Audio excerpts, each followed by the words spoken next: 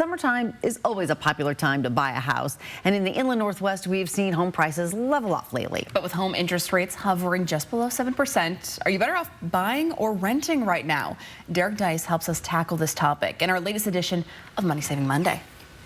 Whether you should buy or rent is really a question you have to answer for yourself. So I talked to John Smith of WSECU for the things you should consider when making your decision. Home interest rates are still high and probably aren't coming down much anytime soon. Smith says the higher the interest rate, the less buying generally happens. So prices have gone way up. Interest rates are maybe more than what they were 3 or 4 years ago. So the ability to buy, the ability to afford to buy is sort of challenged at this time. That doesn't mean you can't buy a home, but if you're weighing buying versus renting, here are a few other factors to consider. The upfront costs of home ownership are way more than with a rental.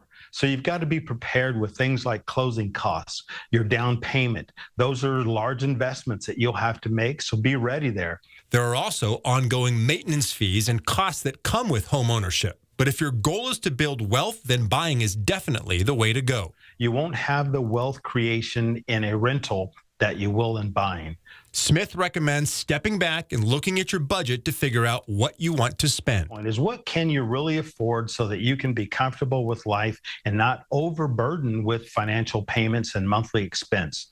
That might mean changing spending habits to save money, like canceling food and streaming subscriptions or skipping a coffee run. But Smith says there's lots of help out there, and you can start by finding a good counselor. A HUD counselor. I know even locally here, there are credit unions who have services where there's a community homeownership development team that specifically works with counseling. The Washington State Housing Finance Commission is another great resource that can help in your decision to buy or rent. For Money Saving Monday, I'm Derek Dice, 4 News Now.